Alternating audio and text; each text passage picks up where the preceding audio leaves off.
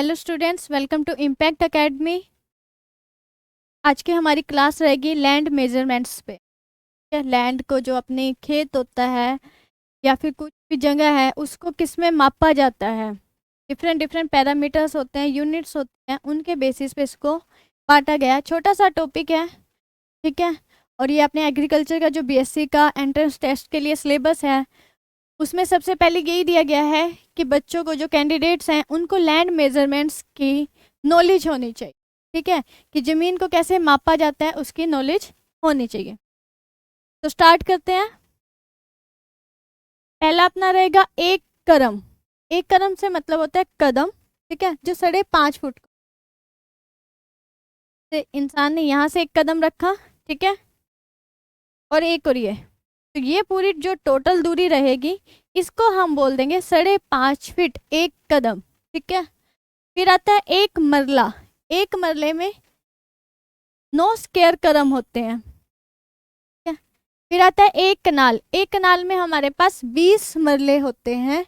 अगर हमें इसको कदम में निकालना हो तो हम मल्टीप्लाई बाय अगर 9 कर दें तो ये 180 स्क्वायर करम आ जाएगा।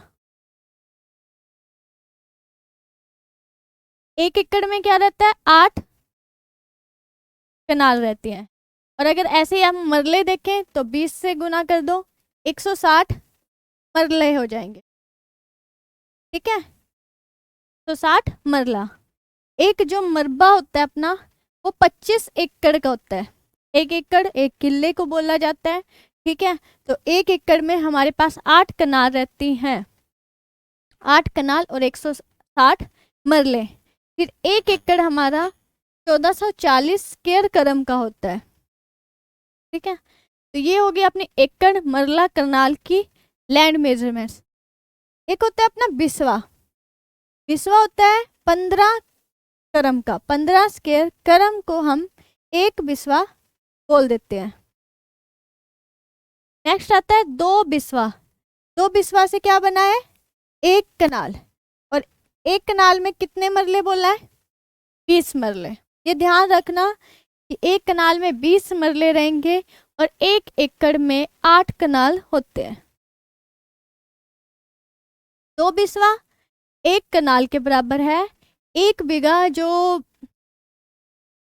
राजस्थान साइड भी हम बीघा वगैरह का यूज करते हैं, तो 1 बीघा कितना हो गया, 20 बिस्वा के। जो 1 हेक्टेयर है वो 2.5 एकड़ के बराबर होता है। लास्ट की क्लास में भी हमने ये डिस्कस करा था कि 1 हेक्टेयर में 2.5 एकड़ जमीन रहती है, ठीक है। और ये अपना 10,000 मीटर स्क्वायर के बराबर होता है। 1 फुट में 12 इंच होते हैं, ठीक है। 1 फुट में क्या रहा, 12 इंच। 3 फुट मिलके 1 यार्ड बनाएंगे। 3 फुट से 1 यार्ड बनेगा। तो हम ये भी कह सकते हैं, अगर हम इंच में करें तो 12×36 इंच रहेगा। 1 यार्ड बराबर 36 इंच के रहेगा। फिर आता है 9 स्क्वायर फुट। स्क्वायर में कर दिया, मल्टीप्लाई बाय 3। एक को अगर 1 से करेंगे तो 1 ही स्क्वायर फुट, यार्ड आएगा। फिर अपने पास होता है गुंता, ठीक है, गुंटा।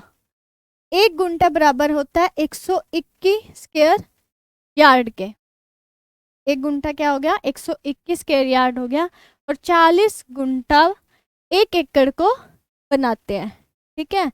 अगर हमने इसको स्क्वायर यार्ड में करना है तो हम क्या कर देंगे, मल्टीप्लाई बाय 121 से गुना करें अगर हम,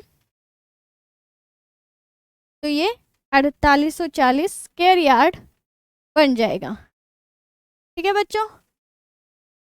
नेक्स्ट अपने पास क्या रहेगा, अब यह मीटर इंच का जो रहता है उसमें है कि 1 मीटर में 1000 मिलीमीटर होते हैं। 1 एकड़ में 4000, ठीक है। और 100 एकड़ बना के 1 हेक्टेयर बनाते हैं, ठीक है। 1 हेक्टेयर बनाएंगे। 1 इंच में क्या रहेगा, 2.54 सेंटीमीटर होते हैं। 1 इंच में 2.5 सेंटीमीटर होगा। तो 36 इंच बनाएंगे 1 यार्ड, जो पीछे ही अभी हमने पढ़ा है, ठीक है। 36 इंच क्या बनाएंगे, 1 यार्ड। और 1 मीटर में क्या रहेगा अपना 3.28 3.28 फीट रहेंगे। तो बच्चों ये सारा अपना क्या था, लैंड मेजरमेंट्स का था, जिसमें हमने डिफरेंट मेजरमेंट्स पढ़ी हैं, क्या क्या यूनिट हम यूज़ कर रहे हैं। मेनली क्या रहता है, ये 1 एकड़ में, 1 हेक्टेयर में 2.5 एकड़ होते हैं। 1 एकड़ में अपने पास 8 कनाल होते हैं। 1 कनाल बराबर 20 मरले होते हैं। ठीक है, तो ये सारी चीज़ें आपको याद करनी है। और फुट का भी रहेगा कि 1 फुट में 12 इंच रहेगा।